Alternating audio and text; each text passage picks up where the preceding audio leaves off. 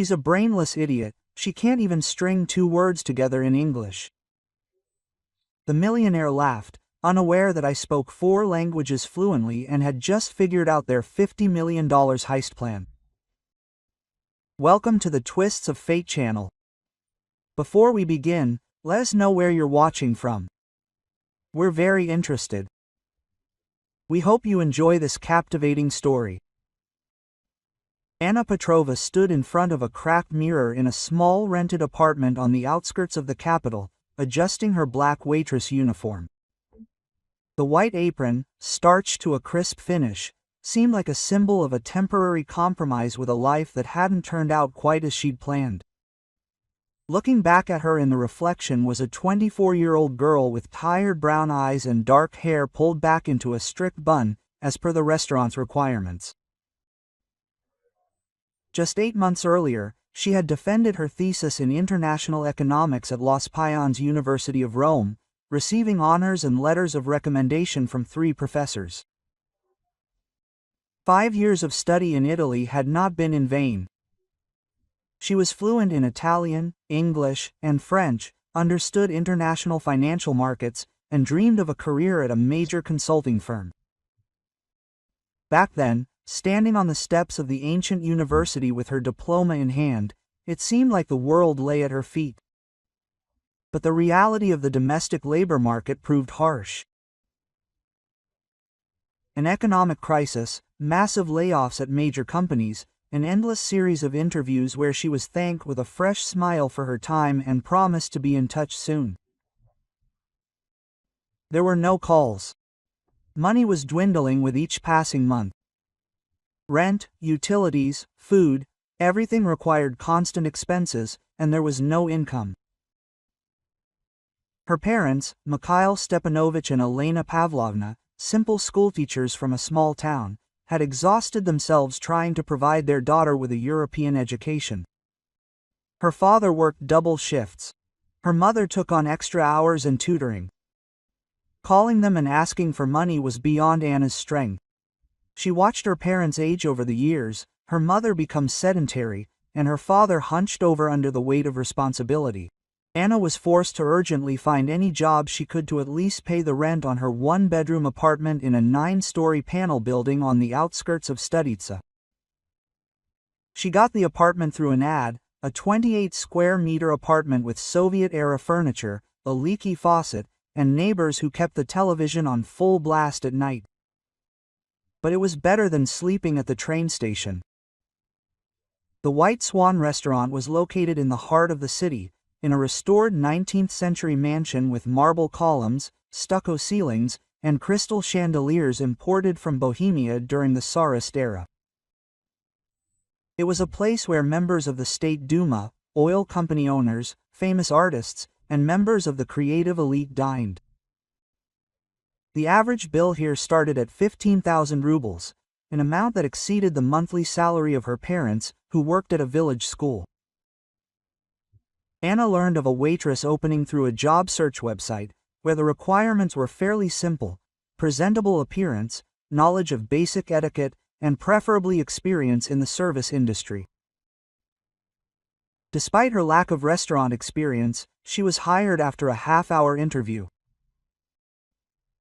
The restaurant manager, an elegant man in his 40s wearing an expensive suit, quickly scanned her passport and asked a few general questions.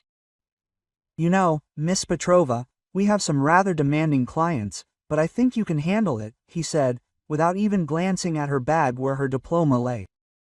A waitress's primary job is to provide high-quality table service. No education is required for this position. A desire to work and learn is key. Quote.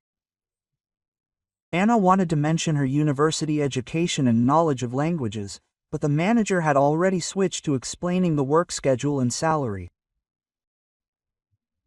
Apparently, to him, she was just another girl looking for any job to earn a living.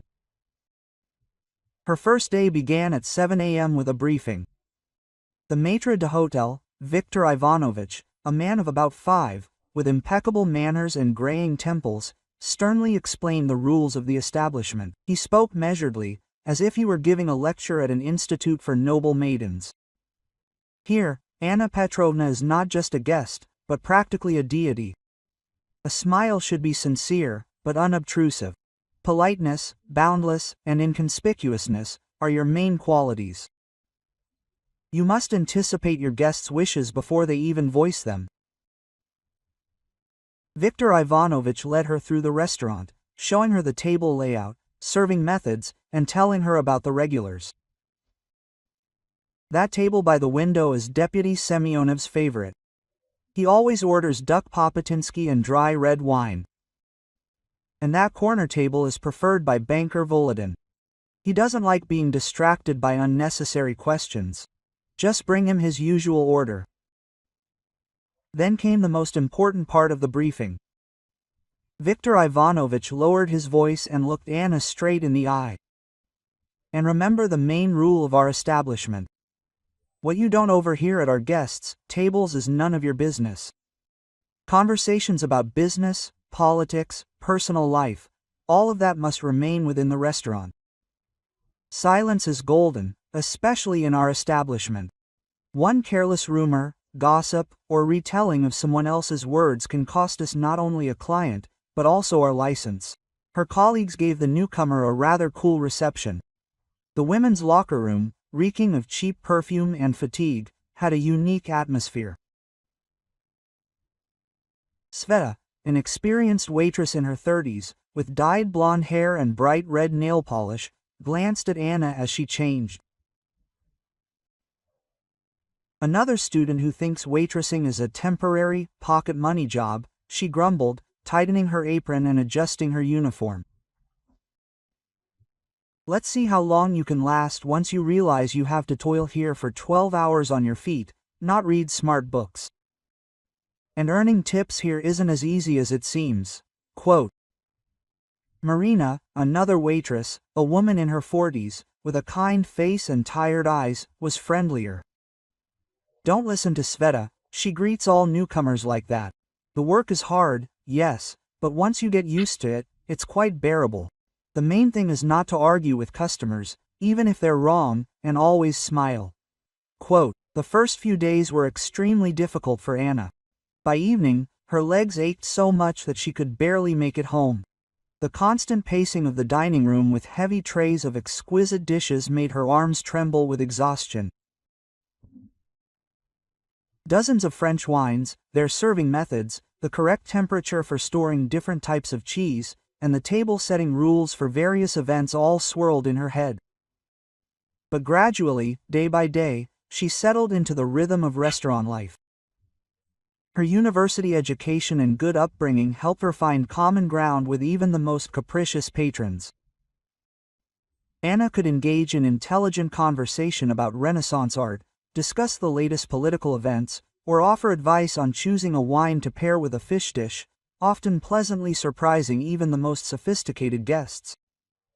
She was especially saddened when foreign visitors, Italian businessmen, French diplomats, German industrialists, entered the dining room. Anna understood their every word, but was forced to remain silent, pretending to be an ordinary waitress. She overheard their conversations about European economics, politics, culture, topics where she could have maintained a professional conversation, but she had to limit herself to standard phrases and broken English. Water, warrior, menu. One day, she couldn't resist answering an Italian businessman in his native language when he asked about the local cuisine. The man was surprised, but Viktor Ivanovich quickly pulled her aside. Anna Petrovna, don't show off in front of your guests. Our clients value professional distance. Leave your erudition at home. Quote. From then on, she no longer risked flaunting her knowledge. In the evenings, returning home in the chilly autumn weather, Anna would sit at her small desk and leaf through her university notes. Framed diplomas, photographs from her graduation ceremony in Rome, letters of recommendation from Italian professors on university letterhead. It all seemed like a part of another life, a distant memory, like a beautiful but unreal dream. It happened on a Thursday evening, when October rain pounded the restaurant windows and birch logs crackled in the fireplace, creating an atmosphere of comfort and warmth. Anna was setting the tables for the evening banquet, carefully arranging crystal glasses and checking that the cutlery was properly laid out, when three men entered the restaurant's main hall. The first thing that caught her eye was their impeccably expensive suits. The fabric was clearly Italian, custom-made by experienced tailors. The eldest of the three men was about a bird's eye, with receding temples and a commanding gaze. A gold watch gleamed on his wrist, which Anna immediately recognized as a Philippa's, worth at least as much as an apartment in the center of the capital. The other two were younger, around 40. One was a tall, blonde man with cool blue eyes, the other a dark-skinned man with a neat beard and expensive, thin-framed glasses. "Welcome to the White Swan restaurant," Viktor Ivanovich greeted them with a particularly formal bow, the kind he reserved for only the most important guests. Anna noticed the maitre d' was slightly nervous, adjusting his tie and smiling ingratiatingly. Clearly, these men weren't just wealthy clients, but figures whose influence extended far beyond the restaurant business. "A table in a private room, as usual, Mr. Kravtsov?" Viktor Ivanovich asked, and the older man nodded without even deigning to glance at the maitre d'. Anna mentally noted the name Kravtsov. She'd heard it somewhere before, perhaps in news reports or business programs.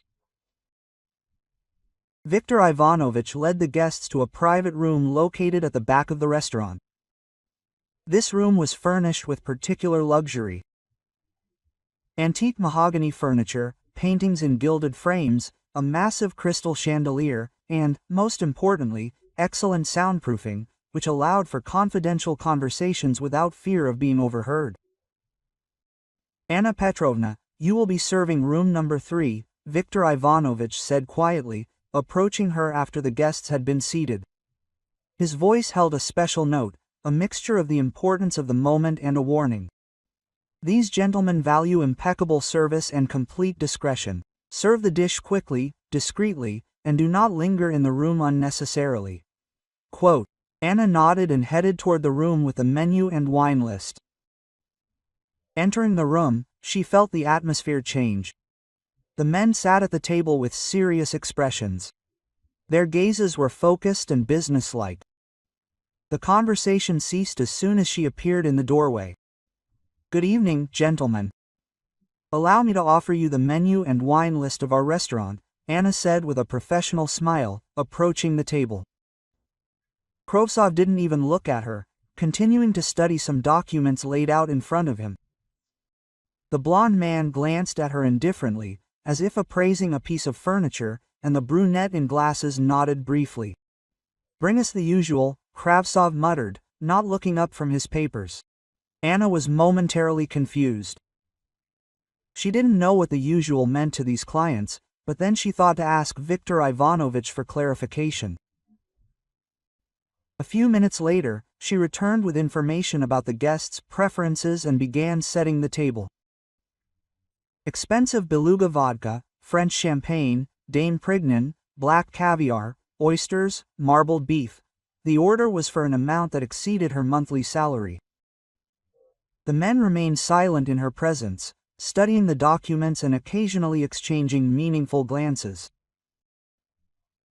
"If you need anything, press the call button," Anna said, pointing to a small golden button built into the desk, then quietly left the office, closing the door tightly behind her.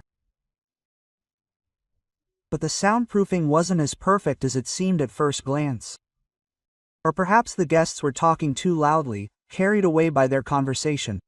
Anna, passing the office with a tray of dirty dishes from the next table, couldn't help but overhear snatches of conversation coming from behind the door.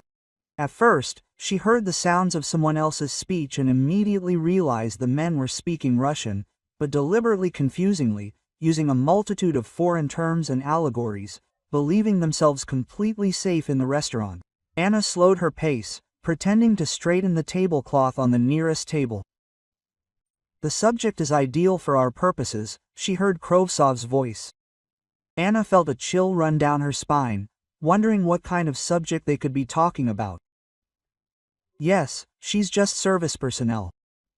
No one will suspect a thing, the blonde man agreed. Anna's heart began to beat faster. The conversation was taking a strange turn, and something told her they were talking about a woman.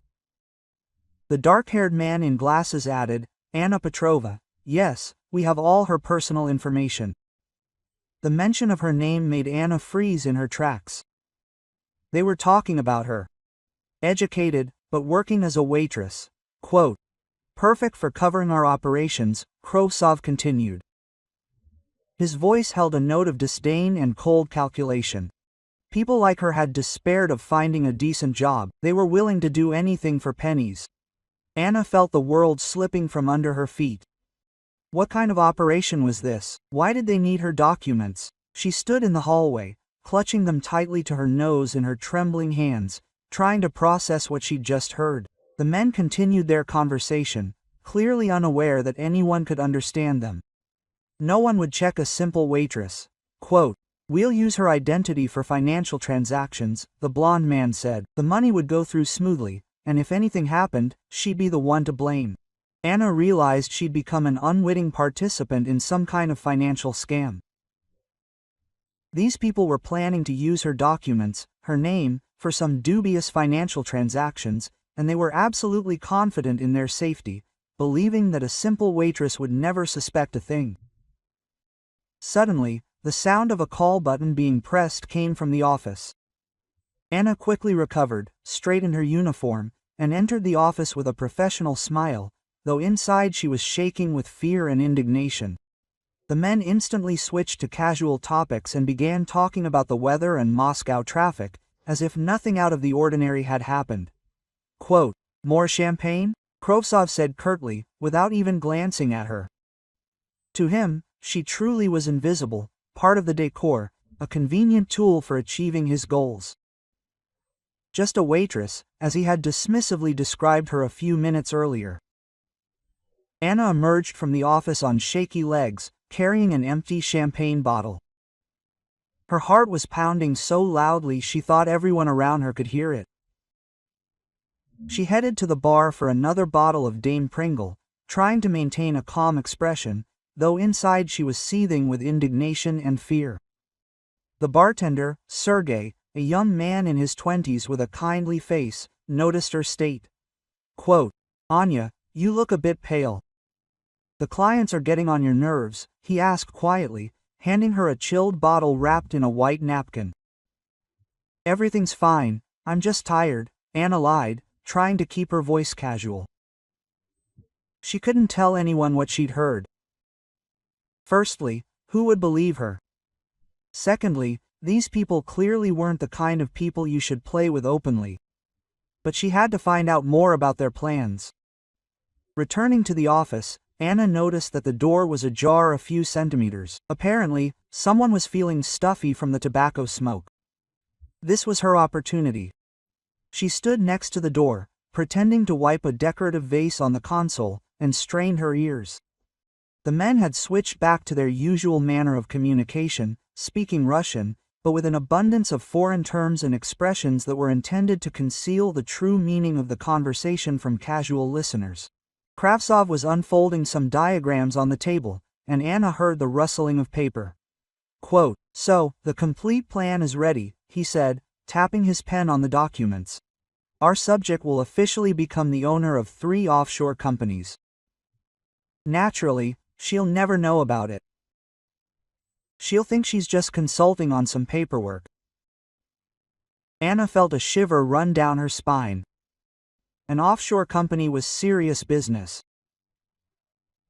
It meant concealing tax income, money laundering, possibly even ties to criminal groups, and her name was supposed to serve as a cover for all these schemes. The blonde man elaborated on his boss's thought.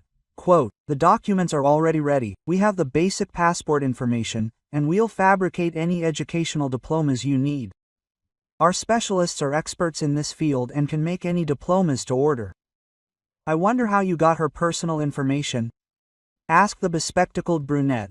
Krasov chuckled, a hint of smugness in his voice.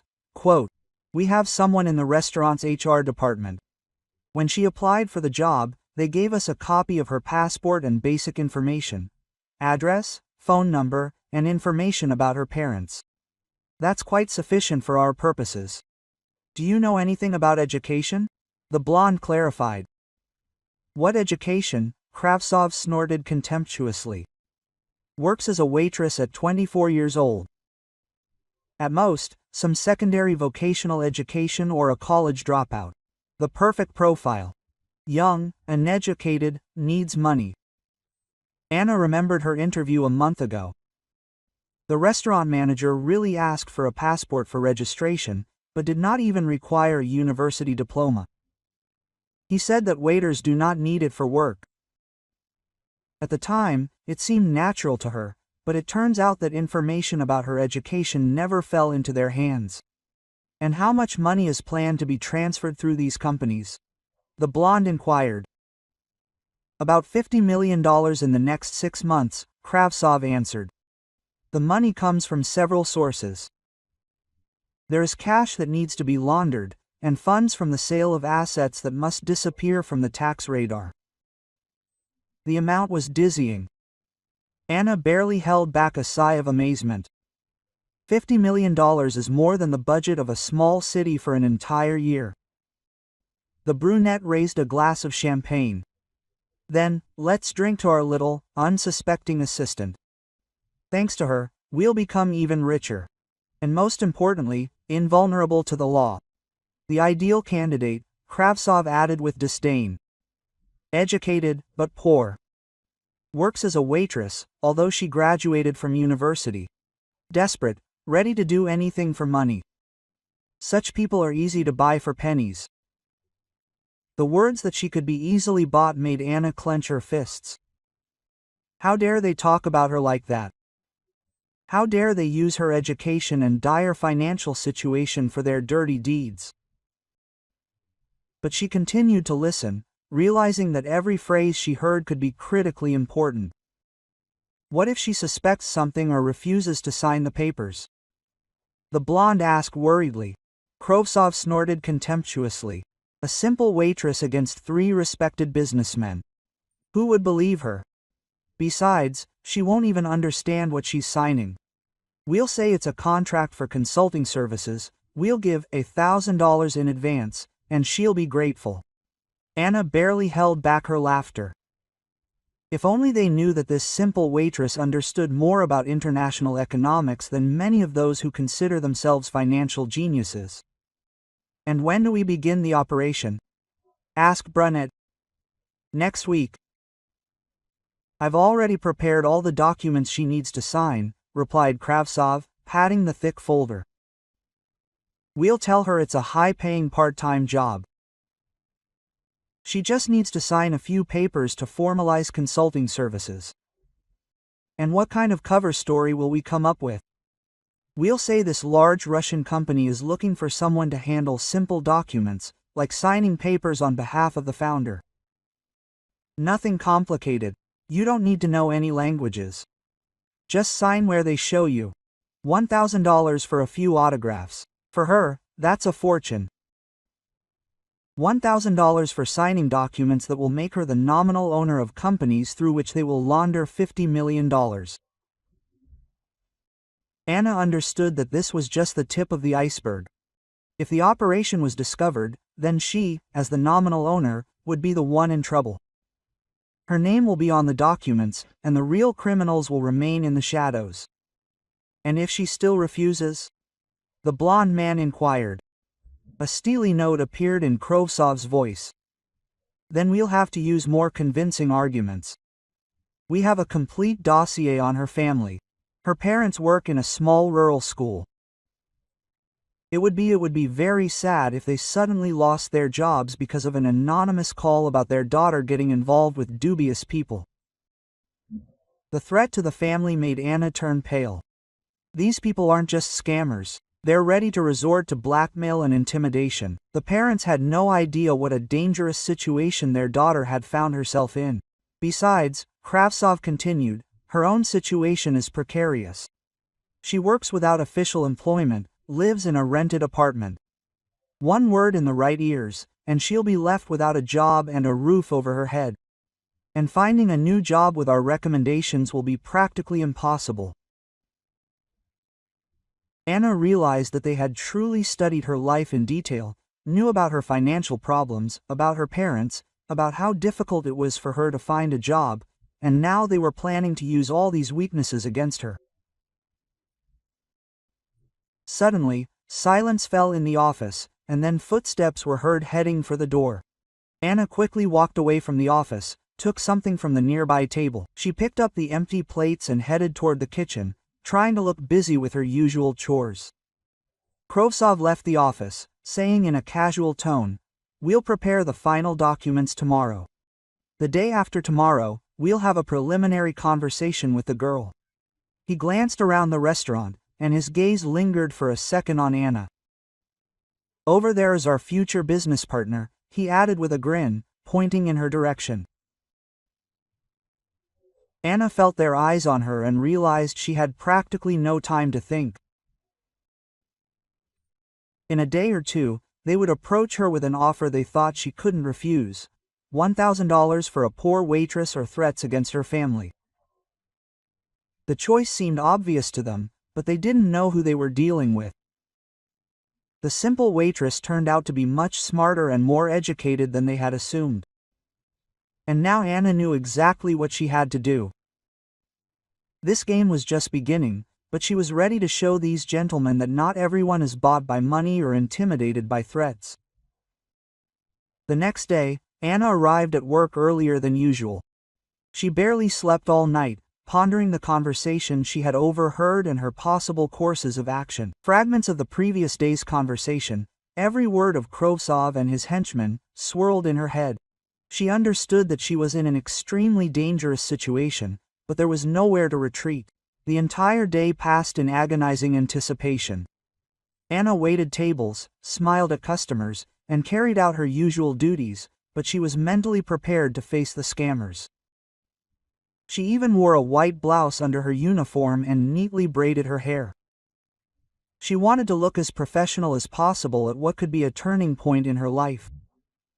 Kravtsov arrived at the restaurant around 7 p.m., when the room was filled with customers and the waiters were once again busy among the tables with trays. He arrived alone, without his companions from the previous evening, and looked like a typical successful businessman: an expensive gray suit, gold cufflinks, and the confident gait of a man accustomed to command. Quote, "Anna Petrovna, could you come over here for a moment?" he asked her as she passed with a tray. His voice was polite, but there was a hint of superiority in it. "I have a small business proposal for you." Quote. Anna's heart quickened, but she tried to remain calm. "Of course, Mr. Krovtsov, just let me take this order to the kitchen." She deliberately called him by his last name, showing that she remembered yesterday's guest. A few minutes later, they were sitting at a small table in the corner of the room, away from other customers. Krovtsov ordered coffee and leaned towards Anna, lowering his voice to a confidential tone.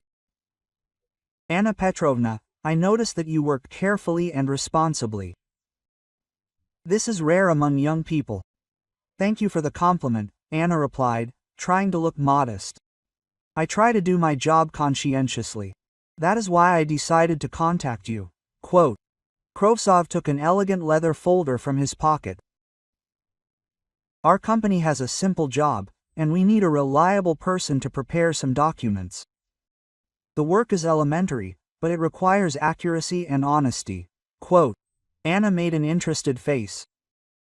"And what exactly will you need to do?" "Very little." Kravtsov opened the folder and took out several sheets of paper with text in English language. "You just need to sign the contracts. According to Russian law, any adult citizen can be a company founder. You will be listed as the company's owner purely nominally. Of course, no real work will be required of you." Anna took the documents and began to study them, pretending to struggle with the English text. In fact, she clearly saw that these were the incorporation documents of 3 offshore companies, where she was supposed to be listed as the director and primary beneficiary. Quote, The documents are in English, she said with some confusion. I, of course, studied the language at university, but I'm not so well versed in legal terminology. Don't worry, Krovtsov reassured her, clearly pleased that his plan was working. That's standard wording. The main thing is your education and willingness to help. We're willing to pay $1,000 for this small service. You'll agree, it's not a bad side job for a waitress. $1,000 sounded exactly as he'd planned, like a huge sum for someone in her position. Anna saw the satisfaction flash in his eyes. He was sure he'd hooked her. Quote, "That's really a lot of money for me," Anna admitted. "And what exactly will I be consulting for, and why did you choose me?" "You see, our company works with document management," Krovtsov lied. "We need someone who will simply carefully sign the papers where we show them. Nothing complicated, you know how to write your name." He smiled patronizingly. "The main requirements are reliability and secrecy." Anna nodded, continuing to play the role of an interested but inexperienced girl. "And when will the documents need to be signed?" "Right now, if the terms are acceptable to you." Krovtsov took an expensive gold pen from his pocket. Quote, "I took all the necessary papers with me. You will receive your fee within an hour after signing." The decisive moment had arrived. Anna took the pen in her hands. Feeling its weight, Kravtsov leaned closer, watching her every movement. His gaze was a mixture of triumph and disdain. Another simpleton had fallen into his net. Anna bent over the documents, as if carefully studying the signature area. Then, instead of her name, she wrote in large letters in Italian, "Il gioco finito, the game is over." Kravtsov did not understand at first what had happened. He looked at the Italian inscription, trying to make out what the girl had written. "What is this? What have you written?" She raised her head and looked him straight in the eyes. Her voice was calm, but there was a hint of steel in it. "I wrote that the game is over, Mr. Krovtsov." "I don't understand what you're talking about." Kravtsov tried to feign bewilderment, but his voice was already sounding nervous. "Then let me explain." Anna leaned back in her chair and switched to pure Italian without the slightest accent. "Last night, I accidentally overheard your conversation with your partners. You were discussing how to use a simple waitress to launder $50 million through offshore companies." Krovtsov's face turned white as chalk. He opened and closed his mouth, unable to utter a word. His self-confidence evaporated in a matter of seconds. "You said that I was just a waitress who didn't even speak English properly," Anna continued, now switching to impeccable English. "You thought that an educated but poor girl would easily agree to your adventure for $1,000. Kravtsov tried to pull himself together. Quote, "Miss, you've misunderstood something. We were discussing completely legal transactions." "Really?" Anna pulled her cell phone out of her pocket. "Then explain to the police why I should appear in these documents as the owner of companies through which millions of dollars are planned to be transferred. And why did my personal data end up in your hands without my consent?" "What police?" Krovtsov glanced around, but hadn't noticed anything suspicious yet. "And there they are." Anna nodded toward the restaurant entrance. Several men in formal suits were indeed entering the room, but Kravtsov hadn't yet realized they were operatives. Quote, "You see, Mr. Kravtsov," Anna said, rising from her chair. "I'm not just a waitress with a diploma. I'm a graduate of the University of Rome, I'm fluent in 4 languages, and I understand perfectly well what money laundering is. I'm also a law-abiding citizen who won't allow their name to be used for criminal schemes."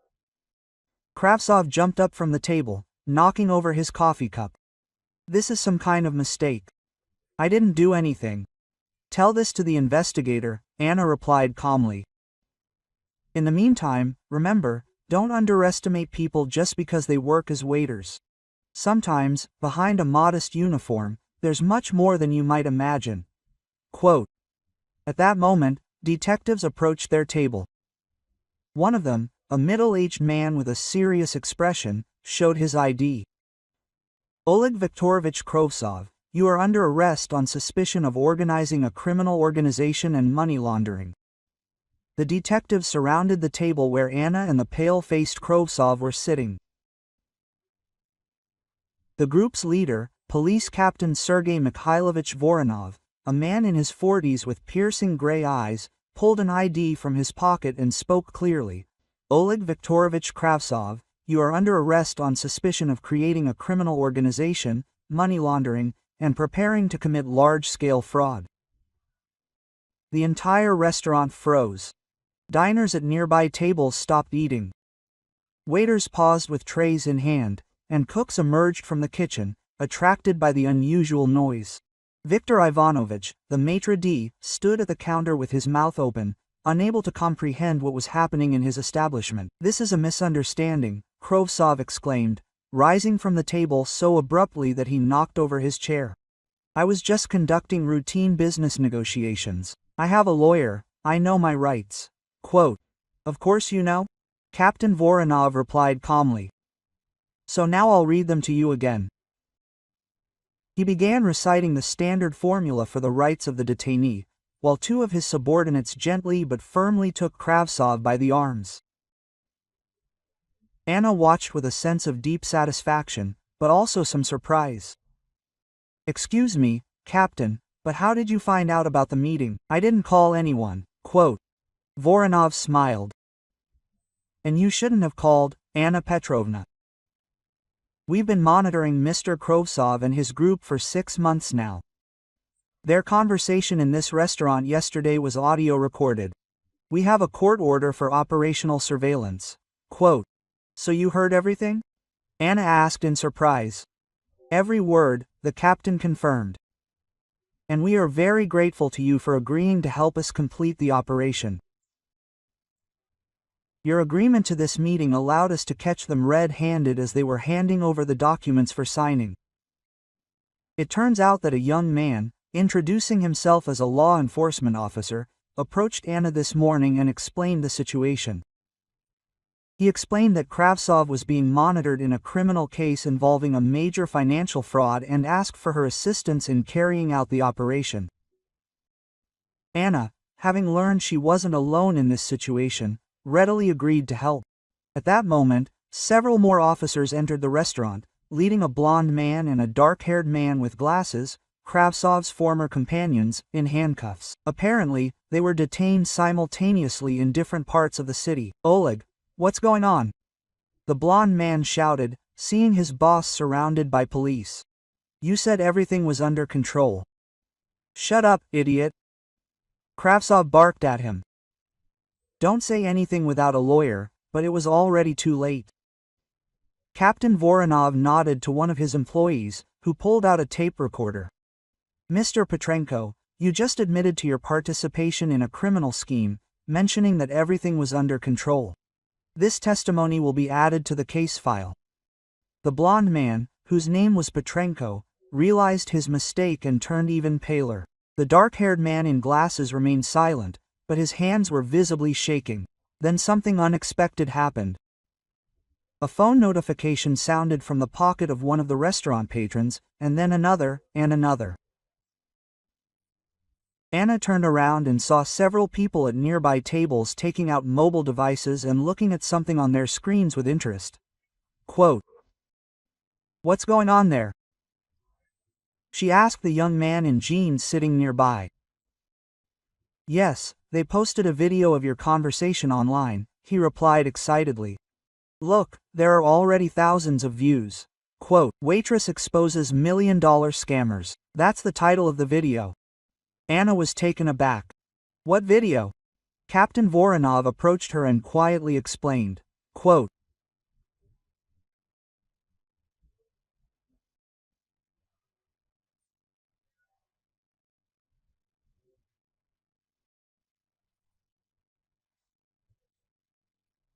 as part of an operational operation, we were conducting covert video recording.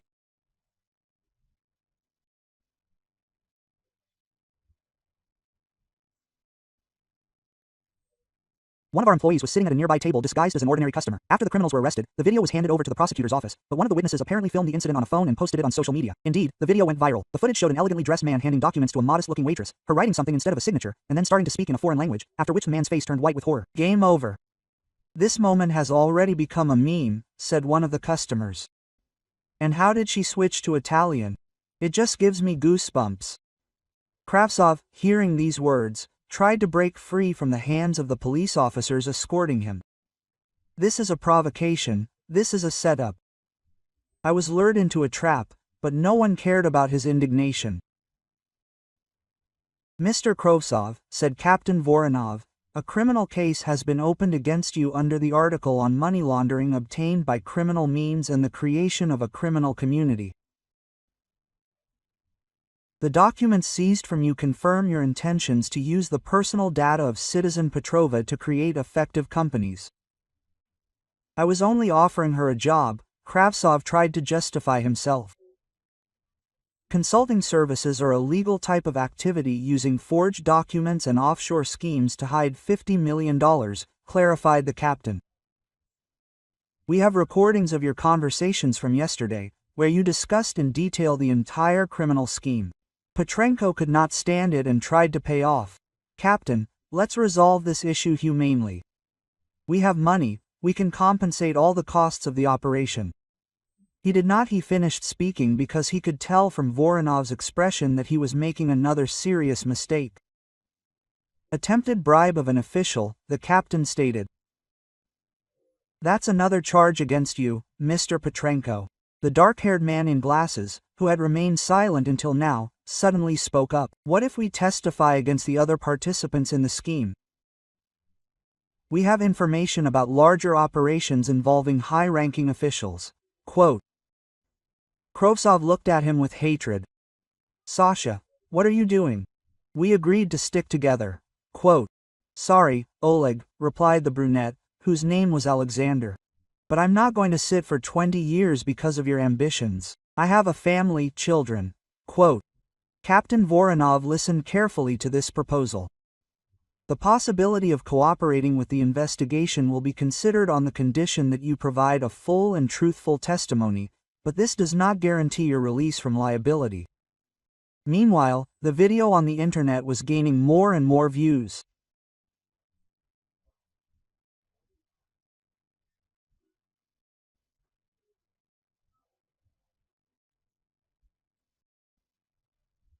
Anna saw how people in the restaurant recognized her and pointed. Some approached and asked to take pictures, others applauded. The atmosphere in the room became festive, despite the presence of the police. Anna Petrovna, Captain Voronov addressed her. You will need to testify as a witness.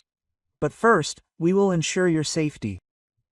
These people may have accomplices who will try to take revenge. And what will happen to my work? Quote. Anna asked, looking at the shocked Viktor Ivanovich. The maître d'hôtel approached her and unexpectedly shook her hand. Anna Petrovna, you're not going to lose your job. You've brought such fame to our restaurant that we'll now be the most famous establishment in the city. Everyone will come to see the place where a major mafia organization was exposed. Indeed, journalists were already arriving in cars. Word of the brave waitress who outsmarted the million-dollar scammers was spreading like wildfire. When the criminals were taken away and the detectives finished their work, Anna returned to her duties. But now every customer wanted to be served by her. People ordered expensive dishes and left generous tips, asked for details of the story, and took photos with the heroine of the day. By the end of her shift, Anna realized her life had changed dramatically.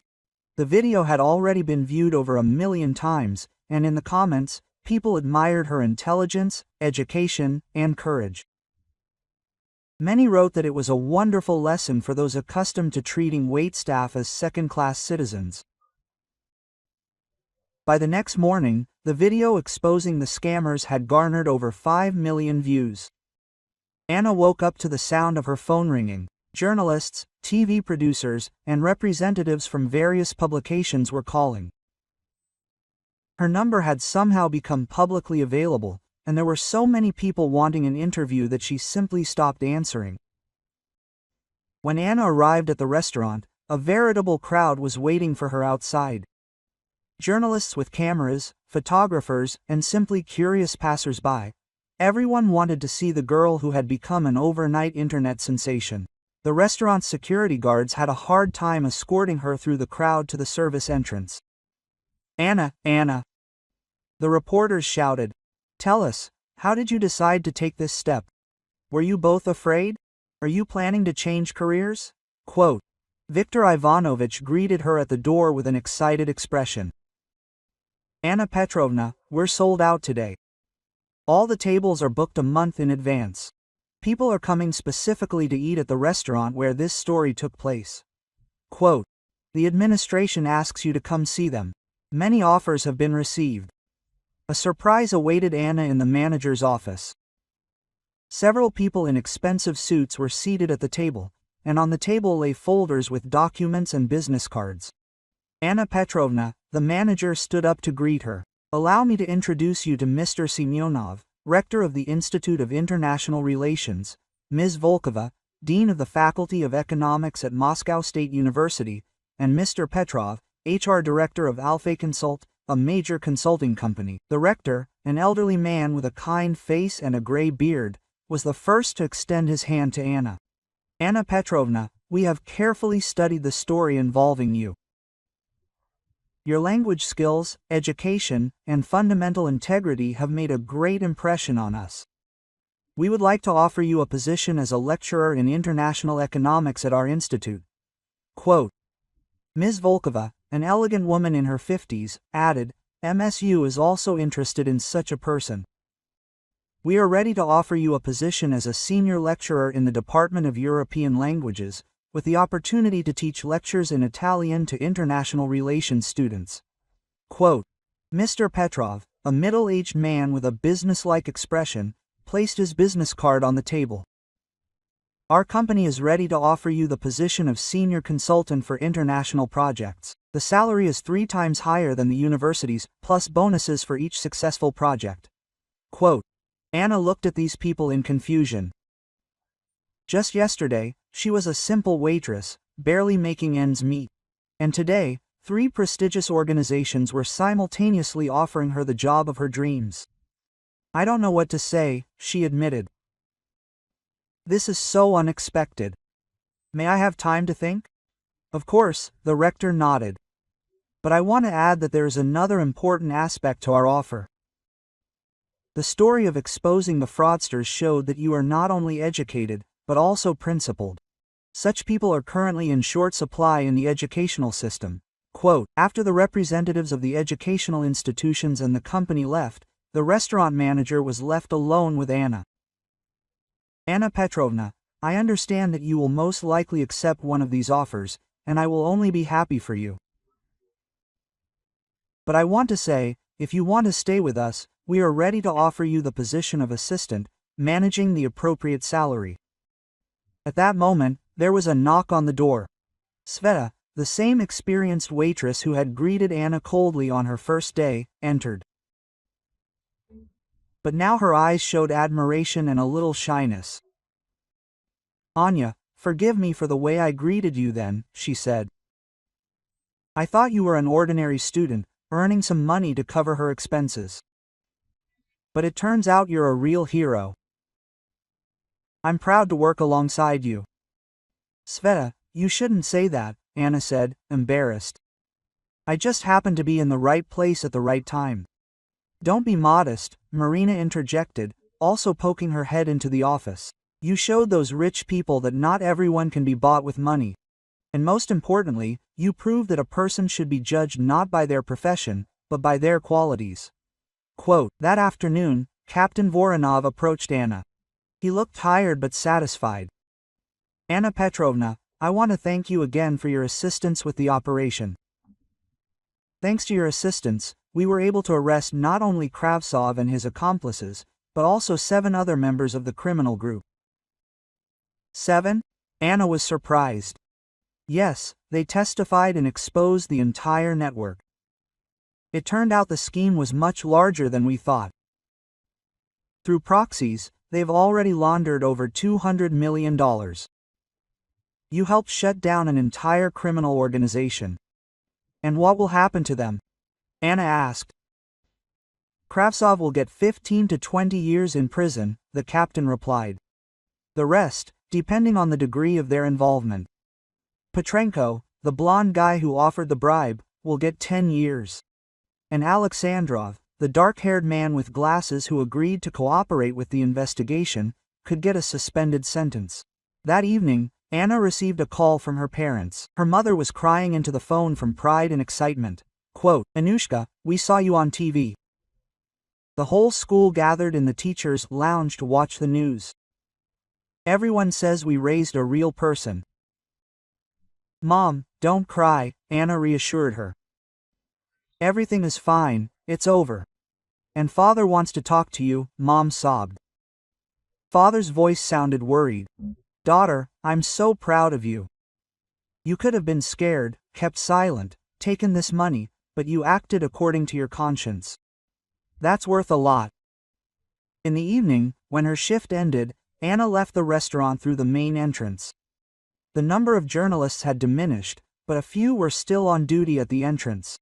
A young woman with a child of about 7 approached her. Quote, Sorry to bother you, the woman said. I work as a cleaner in an office center. My son saw your story online and was very impressed. He said that when he grows up, he too will defend justice, like his aunt. The boy looked at Anna with wide eyes. Aunt, is it true that you can't judge people by their work? Mom always gets upset when people treat her badly. Anna sat down next to the child. Right, kid? Any honest work deserves respect.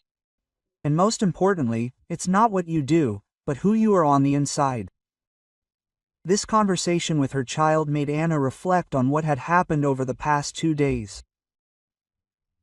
She realized that the story had resonated so much not only because the criminals had been caught. People saw it as a symbol that anyone, regardless of profession or social status, can stand up for justice. The next morning, Anna made a decision. She chose the offer from the Institute of International Relations. Working in education allowed her not only to use her knowledge but also to impart important life principles to young people. Quote, I want my students to understand, she told the rector when signing the contract, that education is not only knowledge but also responsibility to society. And that a person's dignity is determined not by their financial situation, but by their actions. Anna's story became the subject of hundreds of articles and television reports. She was often invited to speak at various events, sharing her story with young people. And each time, she emphasized the same idea.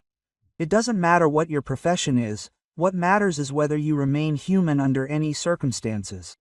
A month later, Anna crossed the threshold of the Institute of International Relations as a teacher. Spacious classrooms with high ceilings, students in business suits, an atmosphere of serious academic work. It all seemed almost unreal to her after the restaurant hall. Her first lecture was on international economics, but the students were more interested in the story that made their new professor famous. Quote, Anna Petrovna, tell us how you decided to stand up to scammers. One of the students asked. You know, Anna replied, putting down her pointer. At that moment, I wasn't thinking about courage or heroism. I simply realized that I couldn't allow myself to be used for criminal purposes. Sooner or later, each of us faces a choice, to act according to our conscience or to succumb to the temptation of easy money. During the break, a young student approached her. Anna Petrovna, don't you regret having to work as a waitress for so long? After all, with your education, it's not a minute, Anna answered firmly.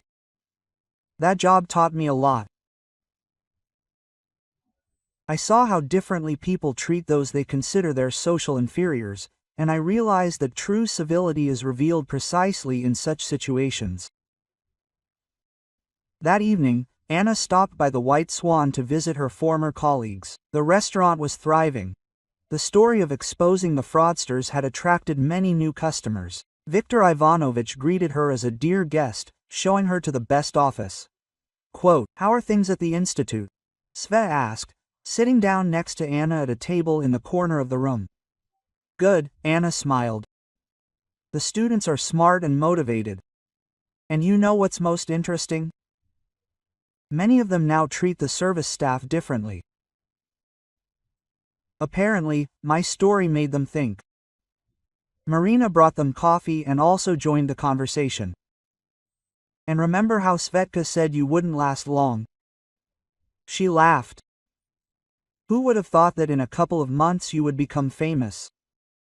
"I haven't become a different person," Anna said seriously.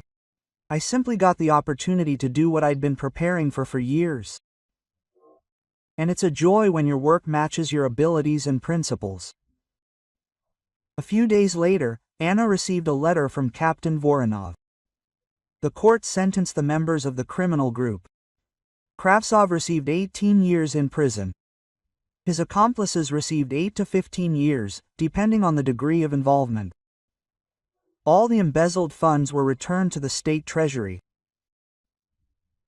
One evening, returning home from college, Anna met the woman with the child who had approached her outside the restaurant. The boy recognized her and waved happily. Quote, "Aunt Anya." He called. "Mom told me you're teaching students now." "Yes, little one," Anna smiled. "And how are you doing at school?" "Good. And you know what? I no longer tease anyone about what their parents do for work. Because you said that what matters most is who the person is on the inside." This short conversation reminded Anna of the most important result of that entire story. It wasn't about the money they managed to save, or the criminals they sent to prison. The main thing was that people began to think differently about respect for human dignity. In her new apartment, which she was able to rent with her teaching salary, Anna put a photograph from the restaurant on the shelf, a shot of herself standing next to her fellow waiters.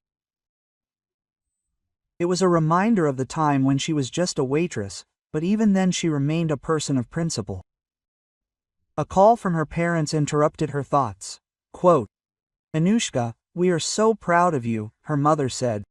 "But you know what makes us most happy? Not that you became a teacher at a prestigious institute, but that you didn't change yourself when things were difficult." "Thank you, Mom," Anna replied. "You and Dad taught me the most important thing, that honesty and dignity don't depend on circumstances." Late in the evening, preparing for tomorrow's lectures, Anna thought about how her life had changed. But the most important change happened not to her, but around her. People began to think more often about how they treat others, especially those they consider socially inferior. The story of a simple waitress who turned out to be more educated and principled than rich swindlers became a lesson for the whole society. The lesson was simple, but important. Don't judge a person by their profession or financial situation. Behind a modest uniform, not an ordinary person may be hidden, but behind an expensive suit, emptiness and cynicism. And every time Anna entered the classroom and saw the interested glances of students directed at her, I understood that her story continues. Now she's not only a professor of international economics but also a living example of how justice and human dignity always find a way to prevail. Thank you for listening. This was the channel, Twists of Fate. Sorry for any errors. Let me know in the comments what you think. If you liked it, subscribe to the channel.